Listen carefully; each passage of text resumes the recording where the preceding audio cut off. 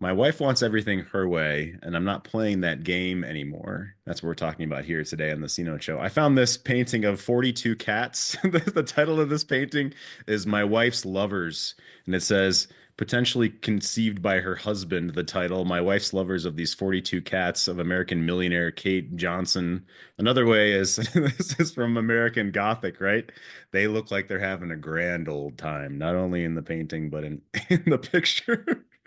Here's a post from the forum. This guy's asking, how are you guys navigating a situation where your wife refuses to take any accountability for actions? I've run into a number of situations through the years where boundaries have been crossed, behaviors damage the relationship, and lack of apologies for a number of situations where this stuff has been brought up. He wrote, initially, I'd absorbed it. It bothered me, but I didn't speak up. And then I calmly set a few boundaries that got crossed. It's led to contempt and resentment, and now the calm, centered man is giving way to the loud little boy, he says. I'm hearing her out. Empathized and agreed with some of her positions and reasons. I've done my best to own my parts. At the same time, she's done a great job at blaming me, deflecting, gaslighting. I bought it for a long time. I'm no longer willing to accept this anymore, but want to tackle it like a strong man.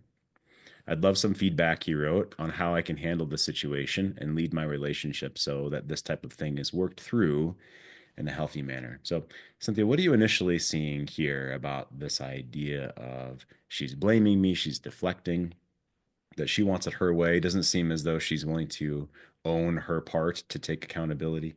What are you initially seeing in this man's writing here?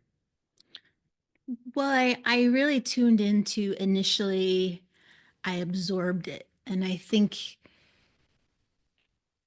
there's also kind of sometimes a misconception that masculine energy is just supposed to absorb however the feminine is behaving, emoting, or we could even say like misbehaving by being very judgmental and projecting.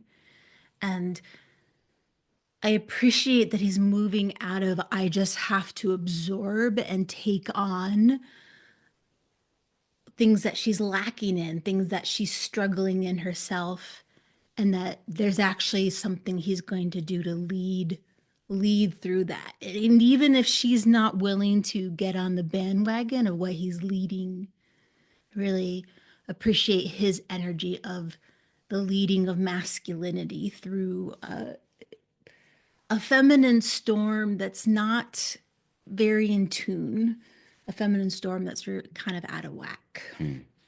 So, at first blush, what do you think that she might be wanting? I mean, we don't know more about this man's situation, but what do you feel instinctually or at a foundational level that she's wanting beyond just the words here, beyond the blaming, beyond the deflecting? What kind of leadership? Well, I think even though not done in a great way, every woman wants to be known deeply. And so she's trying to get her truth out, to be seen, to be known, to be understood. Uh, and then gets probably angry when her anger about it, her frustration, her blame, she still feels like it's not being known. And so what she's really looking for is an energy that's willing to hold the deeper meaning for her, hold the deeper understanding that there's something she feels invisible about. Hold the deeper understanding that this is something that's not just about this current relationship, but is probably a pattern or a sensation she's had for a very long time, if not since being a really small Right. girl. So why is it that she doesn't say that? Why is it that it's this blaming, this defensiveness? What do you think? Well, there's a lack of consciousness there, probably a lack of her own self awareness. She probably all she knows is sensation in her body of it, something doesn't feel good, and her habit and behavior of whatever she's going to do to feel better about it plays a part. She probably has never had any type of leadership or modeling of how this could be different. and yet the yearning doesn't go away. And so she's trying to make things happen, probably by what she's witnessed or absorbed from the outside world. The yearning doesn't go away, even if she's not conscious of what she really wants or needs necessarily, but she's got a yearning for what to feel known, to feel something deeper, even though she's going about it in maybe a unhealthy way. Is that what you're saying? Yeah, and I would say part of the feminine journey is being conscious with this sensation of yearning and wanting something and staying open to that. Because I'm sure there's a lot of experiences she's had where she feels like that's a purposeless feeling to have because it's not listened to or understood, or it's even actively pushed down. Uh, and so it's probably a pattern of pushing herself down, pushing down what she wants, and anger about, I shouldn't even feel this way because it breeds nothing but inner suffering. Hmm. Thank you. Yeah, thanks for getting us started. So, what's been your experience, or what's your experience now around her wanting it her way? In the chat, yeah, Mr. Universe. So, what is the advice that sometimes comes through the community? How do you mean? I just mean well, it was a little bit earlier in the discussion where it was like we're just you just absorbing. Like so when she speaks, remain silent. Let her speak, let her get it out. And that can shade into you've got your things to say, bring them to the men. Don't don't say them to her, so that can shade into absorbing the storm, even where you feel and I don't know what the right thing to do is, but even where you feel like that's not what happened. No, no, that's not how it went down. No, no, that's you just so I don't know where to draw the line between just absorbing it, not not needing to be right, not needing to win the argument, and then at some point, I don't know. I just don't. The whole idea of absorbing sometimes that feels like what we are advised to do. What do you, so let me take a step up or back from that. What do you think about the inherent unfairness, let's say, of that dynamic that we as men are asked to absorb or be there and not respond logically, but it doesn't seem like it's the same way back. It's a bit of a double standard. What do you think about that? Um, I don't really care about the unfairness, honestly. That doesn't. I mean, I used to. I used to hate it. But now it's just, but what it feels is not so much like, oh, I feel like I'm being treated unfairly. I feel a little bit like I'm being enjoined to be a little condescending. It's condescending. If I was like giving you a bunch of bullshit and you weren't standing up to me, and then I found out that you just were letting me do it, but I'd feel a little condescended to. Mm. That's an interesting point. What initially hits you there when he says that, as far as the dynamic between the man and the woman in a relationship? How is that maybe different? Yeah, that's a really great word, the feeling of being condescending. Yeah, yeah. And because I've never felt into that word, but what I feel on the other side of that is how quickly the feminine can move into a lack of respect. And if you are the battling ram, and you're just constantly the battling ram, or just constantly the perfect sponge, no matter what she throws at you, how quickly she can feel unrespectful of your masculine energy, and even have a really big misunderstanding of what masculine energy is in general. So where's the difference between he's just trying to listen and he's standing up for himself? And this is a tough question. This is what he's brought up as well. Right. So what do you think there?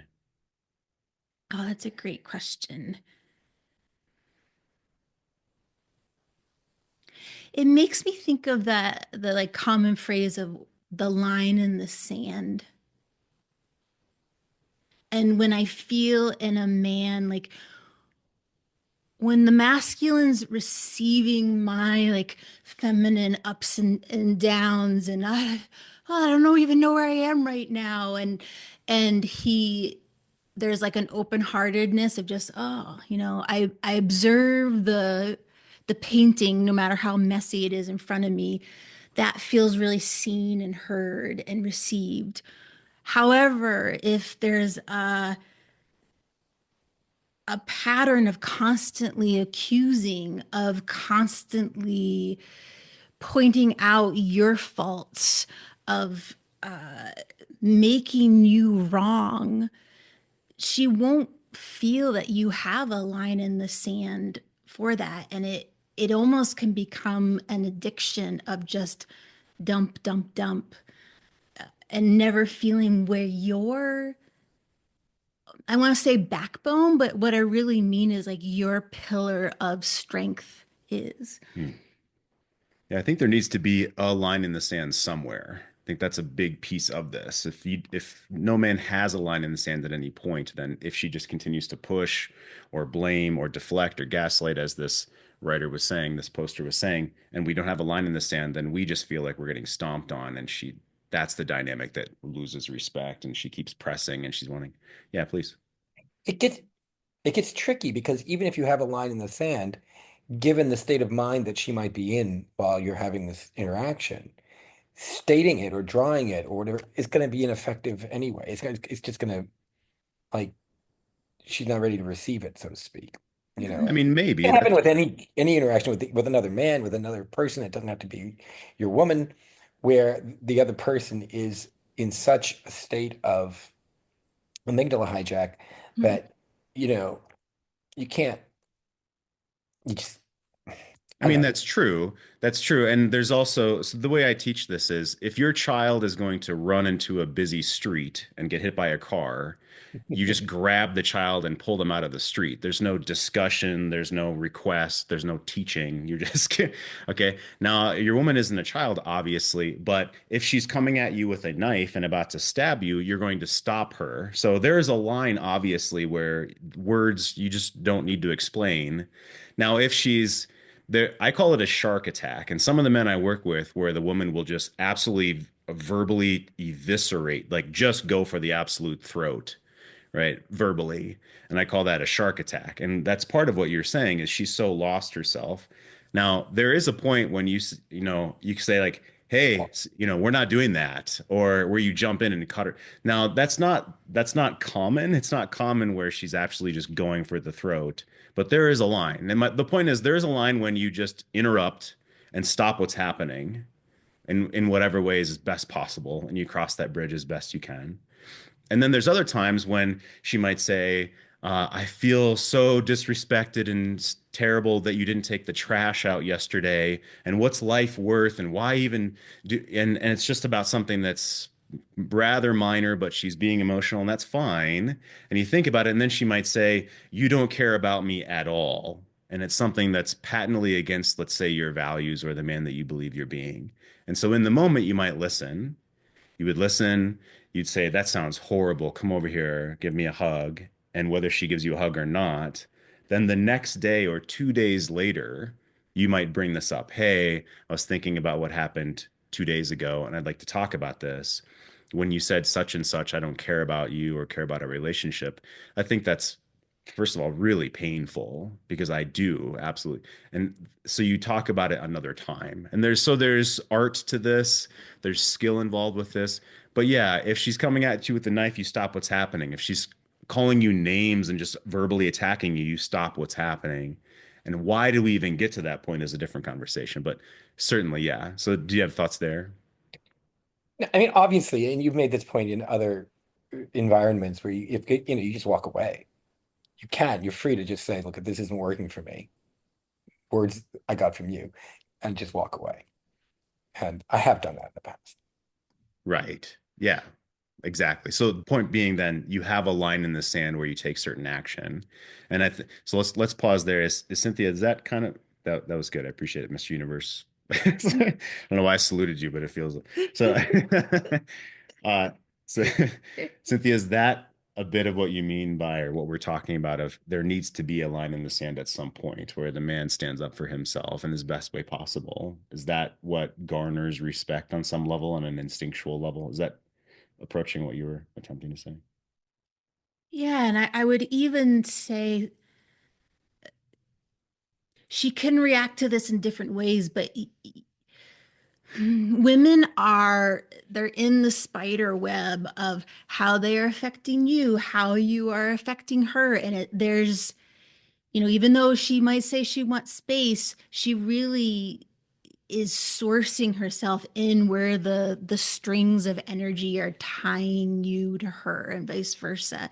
And it can be a real big, oh, almost like reality check when you very purposefully, intentfully say or move physically in a way that's like, this is not okay. Uh, I'm moving away from this energy exchange, or you verbally share that. And again, she can get angry about that. She can shut down about that, but it affects her kind of deep in her abdomen of like, oh, this isn't just a constant energy stream that I get to I don't just play get to with. fire. Yeah, I don't just get to fire hose all the time. And she doesn't have respect for that anyway. But there is dynamic that's happening. Yeah. Even if she doesn't like it in the moment, which we've talked about, and we can talk about more. Yeah, I would definitely love for another man to come in. Lots in the chat here. This is great, guys. Um, pelting of a storm last night. Yeah, Nebraska Andrew, come on in. What's the pelting of the storm last night? So I know I think a few of you, if not all of you, are already kind of familiar with the situation of when she wants to talk to me about something, she waits and does it at a kids activity, and Oh, right. Okay. that continues. That saga has not ended. It was going really well there for a while, and ironically, it was when her parents were showing up to these meetings after the first one that got kind of weird back in Thanksgiving time. Um, but since then, when her parents are there, like the meeting, the interactions and whatnot at these kids' activities has been great. But last night was a complete disaster. Hmm. Um, and I literally, it had come off from our stressfulness of the taxes that, tax days today for America. And yesterday there was just a lot going on, and I was trying to lead into something to get it done and accomplish it, and just kind of put a bookmark in it because we know we're dealing with a lot of shit anyway. So why not just put a bookmark in it, get what they need required done by the 15th, and then move on and revisit it. And because it wasn't her idea, it was met with a lot of anxiety and a lot of pushback. Even though the tax professional we went to kind of laid it out and said, this is the best way to do this. Mhm. And so that's what I went with. And I was appreciative of their input, just like your input here. You're appreciative of the person who's the quote unquote professional. And she was not. She wasn't having it. Sure. Okay. And so then that carried on into the evening at karate, and she just came unglued at me again and was revisiting again all the old bullshit that we talked about multiple times, and it just kind of randomly happened. I'm like, what? Just because we're at peace for a while, you need to bring this back up again? Like, Yeah. So I mean, is this in front of other parents and everything, or? yeah, oh yeah. Yeah. So did you say, hold on, we're not going to do this here. Let's talk about this, or how did it go? Well, I tried that, and then it was funny at one point. She actually said the same thing, and I was like, then why are you continuing if you want to not have this happen here? You keep bringing up more and more things as we're sitting here, but yet you also said time out. Let's not do this in a public place. And then she got the whole thing. Well, this is the only time I get to talk to you, and I'm like, no, it's not. Yeah. You Yeah. can We're not you doing this here. Yeah. yeah, you can we can make a point to go and meet somewhere else at another time to discuss all of this. There's no reason for right Yeah. now. So that's well put. Um, Let me ask Cynthia about that, and then if you have a follow-up, totally. yeah, What might, what do you think that's about? What do you think it's, oh, we're this is the only time she feels like she can talk, but that's not really true. Is it because he's a captive audience? He kind of seems he's trapped here? Or what is it about why she's doing this at karate in front of the other parents? What do you think? It's a good question. It feels a little bit like the captive audience. It could be, you may not be seeing this, Andrew, but the things that you guys are talking about, she probably has a lot of disowned emotionality about. So other times might feel kind of overwhelming. So in this moment, surrounded by other people, uh, it feels almost like you go on a long walk with someone, and maybe there's not a lot that comes out first, but as the walk continues, more and more bleeds out. And that just shows me that she doesn't have a lot of necessarily consciousness about the deeper things she's feeling Hmm. that are tied to these more logical, uh, we need to Hmm. talk about. So the emotions that have been shoved down for a long time are kind of bubbling up and out, and she's maybe not in control of them in that moment. Yeah, and like I would say for women, avoidance of talking about things can, it can be a unconscious awareness of how much emotion is tied beneath Hmm. what seems just like day to day Hmm. topics. Yeah, that's really well put. And then that was really awesome. And I kind of agree. But the other thing that was crazy is the dynamic where she started bringing up things about, okay, well, now we're in the future, and the divorce decree or the temporary degree, whatever, says that you don't have to pay for these activities. So I would request that you leave the facility. And she mentioned it multiple times to me as we're sitting there. And I was like, well, this is a public place. I can be here and I'm here for my kids.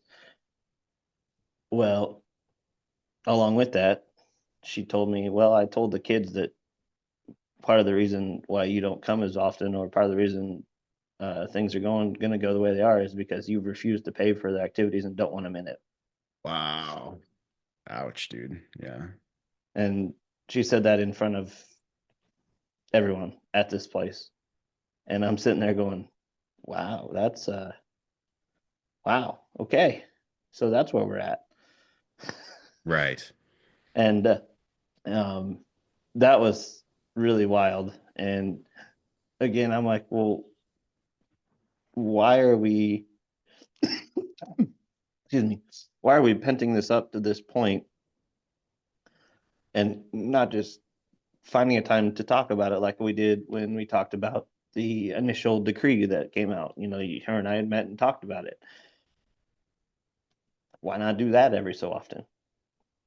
It's frustrating to me that she thinks that it's rightfully so or appropriate to do it when we're around the kids or other people's kids or other people, when specifically she has told me also in the past, I don't want to do this in the public. You shouldn't be doing this in the public to me. But yet she's feeling comfortable enough, or she feels that it's okay for her to do it back to me. Yeah. I mean, we're kind of to the point where you and I could talk about this more if you like, right? We're Yeah, kind of to the point of uh I'm not interested in talking with you in public about these things, you know. right, Like we've crossed a right. bit of the line in the sand when she's starting to say really shameful and painful and hurtful things in public in front of other parents and things like this. Then aside from that, talking to the children about certain things and money and dad this, dad that. I mean, I don't want to get into this here, but there's such a thing Yeah. as parental alienation, which is a different topic, but I'd be reading Hmm. that if I were you. And Yeah. where do we where do we want to keep There's our a whole communication? different, yeah, the pathway of that whole thing is wild. And Right. I'm, so this is I guess this is the new adventure that I'm on. Yeah, I love how you put that. I mean, you're so calm when you talk with us about this. I give you credit for that, absolutely. And this is the adventure that I'm on is the most positive way I think you could think about this. And I appreciate those things about it. So I mean, I thanks for can't, bringing it up.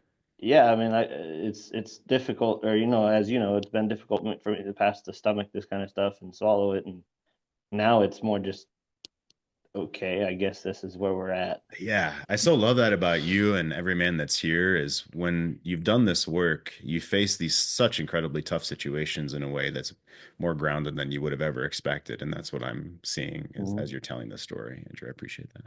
Yeah. Yeah. So certainly let's talk about this more another time if you want, or email me or in another, and tomorrow's group, we can do that. Cool. Awesome. Thanks for coming in. Yeah, another man in the chat. Sometimes it's hard to tell whether my wife's frustration is with me directly or someone or something else. When in doubt, I've made the habit of asking if she just needs to vent or if she needs help by the way of a response from me. If she's taking issue with me or something I did, then I do my best to listen until I need to set a boundary. Right, absolutely. Right. Best practice is to listen and try to connect with her emotionally first and then ask if she wants feedback. Yeah. Another man says that the other day I came out of my office and made an offhand comment about hating working at a discounted rate for a particular client. And she quipped back, "Well, you're going to have to get used to that." I laughed and said, "Can you imagine if that situation was reversed? You'd rip my fucking head off for that comment." And she agreed. Yeah. I was talking last night with a client and we were speaking about, does his wife feel supported in front of his parents saying judgmental stuff? This whole, my wife doesn't feel supported in front of my family. And what I suggested was a smile on the face and sort of a, wow, that sounded kind of judgy, kind of a judgmental comment, and joking about the other person being judgy in front of your spouse. But in this instance, kind of like you're saying, can you imagine if I said that reverse? Wow, that sounded kind of judgy. Interesting. But yeah. And she agreed with a laughing, crying face. Yeah. Okay. Well, you called it out. I appreciate that.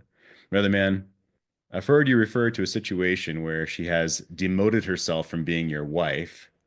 Therefore, the man should honor himself by not holding her to that level of regard. Can you expand on examples of what that would look like? That's a great question. That's a bit of a, so we're shifting gears. That's great.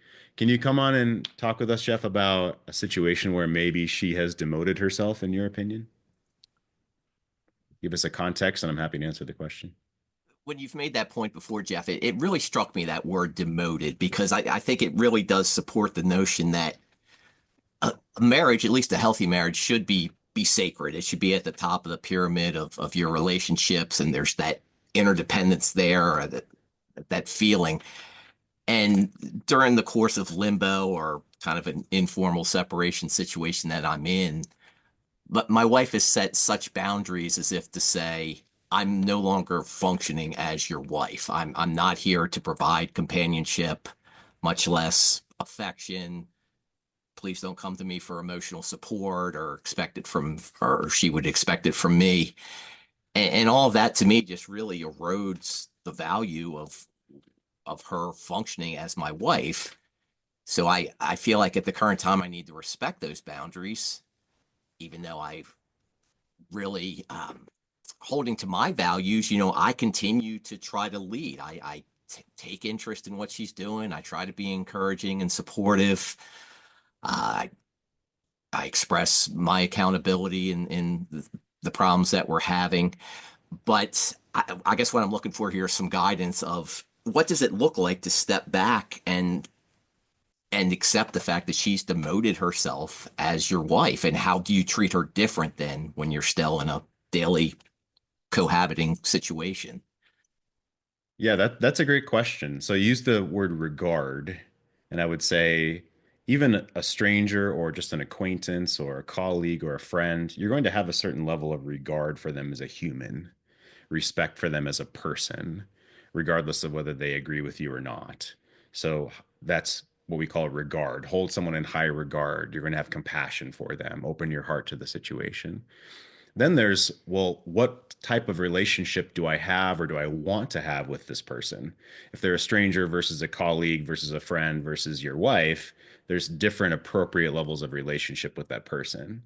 And if your wife has demoted herself, to use those same words, as a in limbo co-parent roommate, then it wouldn't be appropriate to still fully act as her husband all of the time for different reasons. One of which is it's not a, it I would expect, and I'm going to ask you about this, Jeff, that we start to lose our own sense of self-respect, of sense of value when we're giving into a bottomless pit or someone that isn't interested in receiving what we're trying to give. If she's if we're just trying to force feed a child and they're vomiting, that's not great. If we're just trying to water the plant, overwater the plant, and it's not appropriate, it's just going to kill the plant. So if we're just giving to something because of why, then we start to lose ourselves. Or if she's being purposefully repulsed, instinctually repulsed by our, let's say, neediness or codependence, then that's not helping the situation either. So take us a step from there. And I'd love to ask Cynthia about it too. Yeah, I've been really careful to not come across as needy. But I still want to model for her the type of interaction that I would like to for her to reciprocate. And I guess I would do that for her, even if it was just platonic as a friend. But you make a great point, Jeff, that I do feel myself eroding away when I'm giving to that bottomless pit.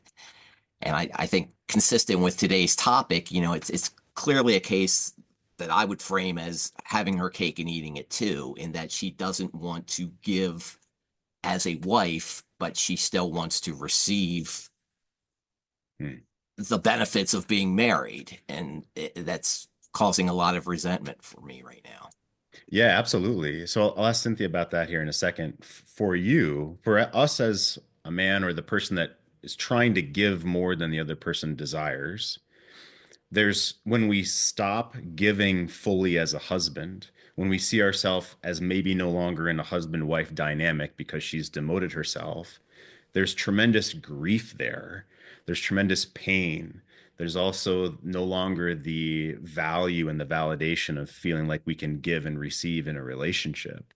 And all of a sudden we're stumbling forward and fall on our face and smash our nose on the cement, obviously metaphorically. And there's tremendous pain and grief. So if and when you have to step back those behaviors, we have to turn our shoulders toward our own self and do this work of grief and processing and through the chapter of famine of validation, through the rescinding of the relationship. So that's a huge piece. But Cynthia, what is it? Say please more about the she seems to love his attention, the one-way attention, having her cake and eating it too. What is that about as far as his masculinity and his, again, attention and validation?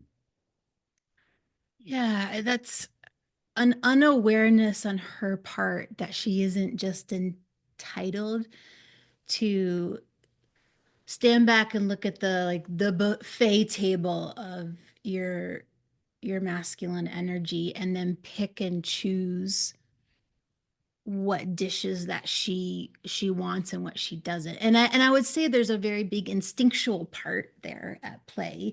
She instinctually is going to lean into the things that keep her safe, that physically secures her, that financially secures her, that makes sure that she, has things like health insurance. And I just say that is not necessarily a conscious manipulation, but I do think it's a very instinctual urge that she may not know, hey, you know, this is not okay. She may not know where your particular line in the sand is. Yeah. So Jeff, do you know what you want, or do you know what you want to step back from in particular? I want to make a conscious effort to at least start to detach. That's what I'm asking of, kind of like what that looks like, because she would notice a very stark difference, I think, if all of a sudden I didn't ask her about her day, or I didn't encourage her when she's going through a challenge. And um, so while Sure. we're in that limbo, I mean, clearly, it could get to a point where it's unreconcilable. But while we're still in limbo, I don't want to give the impression that I've given up on the marriage, even though it often appears that she has. Right. I totally get it. So here's your homework, and let's talk about this more in the future too, of course. And for time, we'll jump forward here in a second. But so here's your homework. The first wave is, what do you want? You're definitely concerned about her. That's what you've said. I don't want her to think this. I don't want her to feel abandoned. I don't want her to feel. But you're skipping over your own self. You're skipping over the first step of, what do I want to give with the amount of reciprocation that's happening? And what makes me feel like I'm stumbling forward, I'm giving too much, what seems to make me feel weak when I try and she rejects me over and over. We need to have you delineate that first. And so what do I want, or what do I want to do less of, that makes me feel particularly rejected, pained, uh, not reciprocated? And you don't need to go from 100 to 0 that you've given up. That's black white thinking. What we need is all the shades in between. And so really journal this out for yourself, of, for you, what you give, what it means to be a husband, energetically, logistically, literally, with your actions and support. And that doesn't mean if she's having a really tough time in life, that doesn't mean you just ignore her and be an asshole. That's 0 to 1. That's 100 to 0. What we're saying is all the in between things, all of the, how often are you texting her, going to her, calling her, doing the dishes for her, changing her oil for her. There's a million shades in between that I want you to differentiate for yourself, to journal out for yourself. And we dial those back is the simple way of saying it. And we can talk more about that in the future. I like the concept of dialing back. Thank you. Right. Yeah. Right. And she's probably not going to like that, because an unconscious sense of entitlement will precipitate her to push to get everything. And where we fall flat is, if she's upset, you can't collapse and go back to giving her 100%. There's a challenge there of often unintentional emotional manipulation to see how much support she can continue to have, even though she's not. This is a human nature thing. It's not just a her thing. I have a few takeaways here. Something else I wanted to mention. So these are things that men have said to me of how they feel in this spot when she seems like she wants everything her way.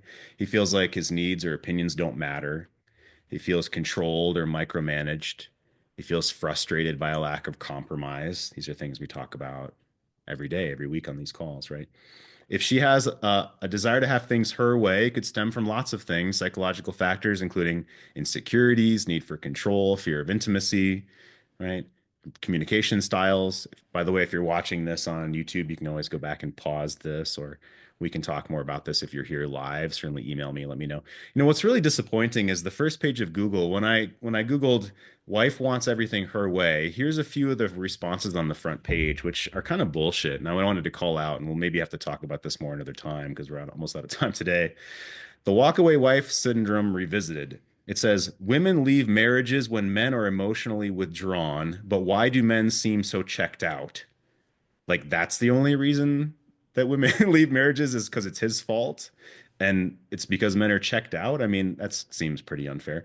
Here's another one. Just do the stuff your wife wants. Try the 1 week challenge of just doing everything that she wants you to do when she wants you to do it. Wow, that sounds so like that sounds great. I'll ask Cynthia about that one. And then this one, I'm like, okay, stop caring so much about what your wife thinks. I'm like, that's a good start. And then it reads, many women need to see their husbands step up in ways that help her trust him to do what's best for her in the long run. It's like, oh shit, it's all about her. Okay. So Cynthia, if a man just does everything she wants when she wants, how does that not how is that not a great idea instinctually, with what we teach here and talk here about, see you guys laughing, with the masculine and feminine dynamics and this instinctual desire for frame and leadership and lover energy, if he's just her fucking butler whenever she wants? How is that, how is, from your opinion, that not great, not a great idea? Well, those are extremely, very, very painful. Uh, something, Jeff, you said that really struck me because I think it was so spot on as you talked about modeling behavior to your partner so that they can respond in the same. And I think when women get stuck in this, because a lot of women do that of like, well, if I model something or make the other person act the way I would act about anything, all the stuff I would want to do, I want the person to show me they care by doing all the stuff I want because it's modeling back and forth. It's reciprocal.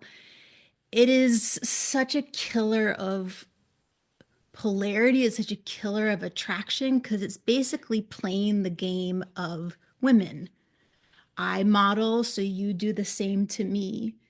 And a woman feeling you in your masculine energy, where it comes from a place of your vision, your kingly eye, you doing exactly as you choose to do to serve the situation or to support, is a feeling that gives her the sense of trust and safety and like, oh, he is the man here in my life. Uh, and it is totally different than how she would do it. And that's what she really wants is the differentness. And she might be so clueless to that even be a possibility or that even feeling good. And so when she gets to feel that in you, it's something new, it's different. It actually is healing what she's truly looking for, even though she might initially feel like it's not something, like, can I even trust this if he's not acting like me or acting the way, the reciprocal of what I say should happen. Yeah, thank you. That's really well put. Let's take a look at the chat here in a moment, and we'll close out our call today. By the way, if you haven't hit subscribe and you're watching this on YouTube, hit subscribe. If you want to check out our stuff, our website, greatmenmovemountains.com. We've got free stuff. We have a new digital course, Turn Your Marriage Around. You can go to greatmenmovemountains.com and check out our stuff there. If you have more questions or you want to learn what to do next, you can go to the comments below, post your question, or go to our video details. We have a link for our online digital product about turning your marriage around fast and accessing us for one-on-one coaching. All right, let's close this out for today. And in the chat, yeah, man said she wants the benefits of safety and security, but doesn't want deeper levels of intimacy. And this is something we need to skillfully lead. That's what we're talking about here today, too. Here's an issue relevant to tonight. I was going to go to an open mic, but my soon-to-be ex is tired. She wants to go to bed early, which will require me to cancel my plans and put the kids to bed. So how, that's a great question. Another man asked, he said the other day, he and his family were all in the mall near the food court, and he asked her and the kids repeatedly if they wanted food. And the long story short is, no, they didn't want food, but they were happy for dad to go get some Japanese here real quick and eat some food. And he gets in the line for Japanese, and the wife decides, you know what? I'm just going to go do the shopping with the kids, and grabs the kids and starts walking away while he's in this line for food after he asked her multiple times. And he said, well, what I actually did was I felt like I had to tuck my tail and then follow her. And Jeff, what would you have done? And I said, well, you did everything you could to consider them. She was fine with being in line while you got food. And so the decision was made. Dad's going to eat some Japanese. And that's what I would have done. I would have followed through on what was decided. And if she turns and walks away, I'll deal with that later. It's another bridge to cross later. But right now, he's hungry. He's wanted food. He checked with them. He's going to follow through on what he said he's going to do. And he's going to eat some Japanese and sit in the damn food court and eat his Japanese. Okay. And if she gets upset about it later, he'll deal with that. If some other kind of rift has happened, he'll deal with that bridge when he comes to it. But all of a sudden, tucking tail and following her because this is what she just sporadically decided to do in this moment isn't really following through on the kind of man that he wants to be, the kind of modeling that he wants to set for his relationship, for the kids. Not exactly the same situation, but so Cynthia, close us out for today with this question. What if she's upset that he doesn't want to change his plans? What if she thinks it's ridiculous or irrational or not helpful or not compromising if he doesn't change his plan, cancel his plans? because she's tired. How can he think of this in broader terms as far as the whole relationship or the kind of modeling of values that he wants to bring to the moment? Yeah, and I would say so there's always the gray area where, you as a man might decide, oh man, she's been working like crazy. She really needs, I need to be home at the moment with the kids. But what this speaks to for me is more of like there's a pattern of her driving the ship of your purpose and intent, and that it's okay to break the pattern of that, and for her to feel again the line in the sand. And yeah, I'm sure in the moment she'll feel really angry and put upon, and but that's her swimming in the world of woman to woman interactions and the feminine.